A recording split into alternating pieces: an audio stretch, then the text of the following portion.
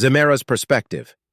Exciting as the prospect was of greeting and integrating a new species into our union, nevertheless I could hardly keep my upper wings from fluttering with anxiety as I strode with practiced elegance through the halls of my diplomatic cruiser, the Unyielding Embrace. The meeting with my contemporaries regarding what to do about a new species was hardly one of rigorous debate.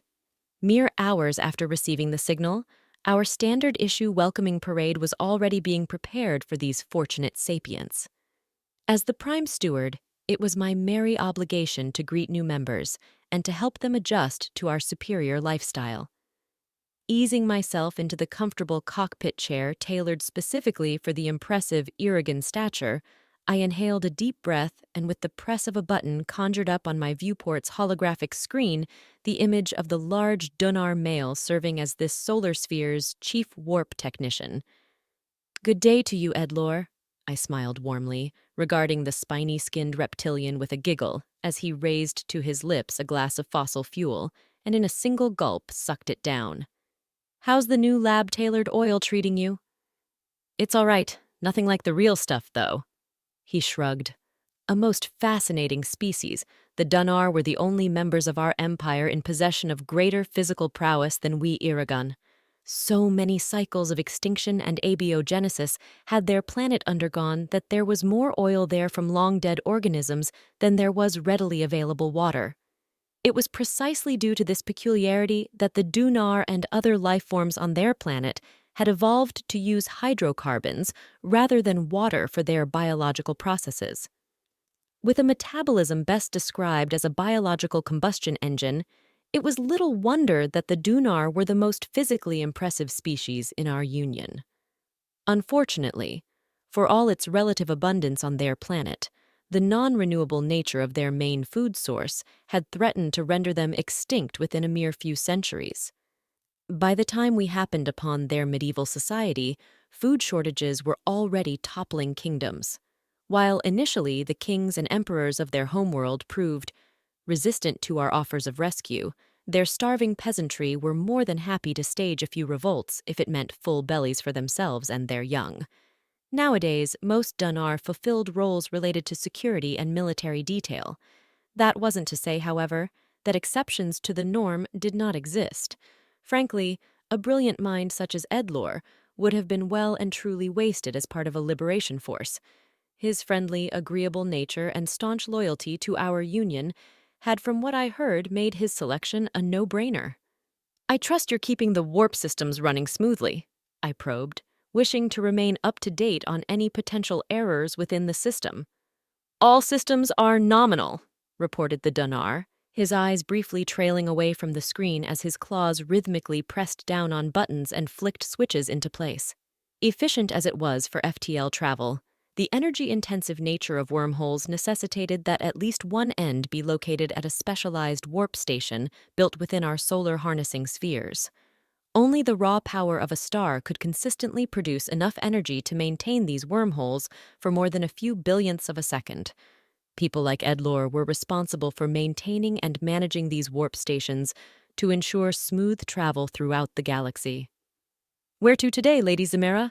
he continued, momentarily adopting the more flowery inflections used by his people before their integration. Cocking my head momentarily to the side in a gesture of casual indifference contrary to my inner excitement, I replied, "The Sonali system." "Forgive my asking, Zima," he began, my nickname awkwardly tumbling off his tongue.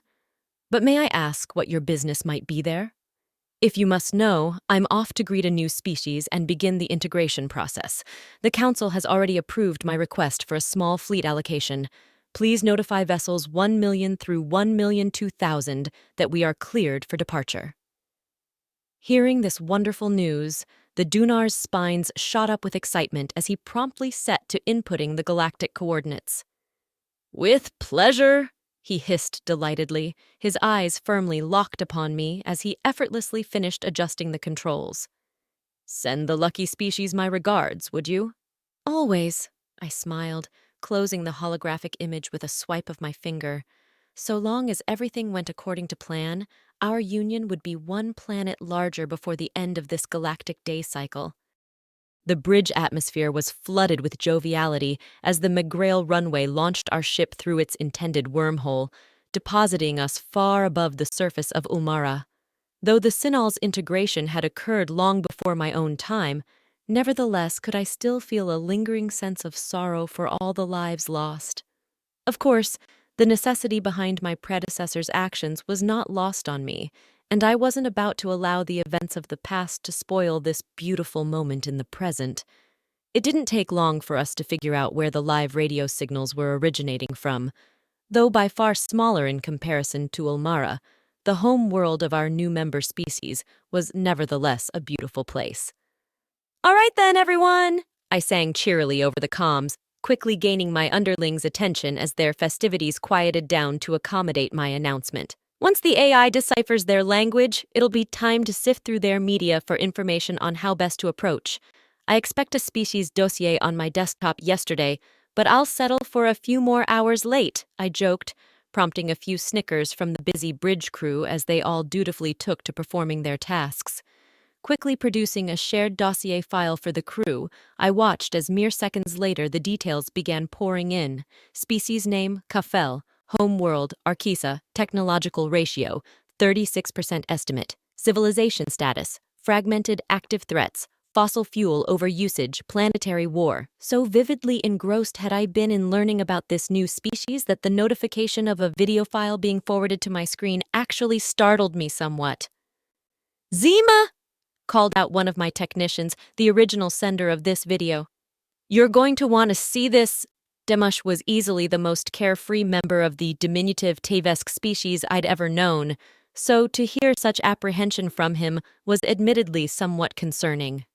Wasting not a single second on idle chatter, I quickly flicked open the video file to discover within some form of news broadcast.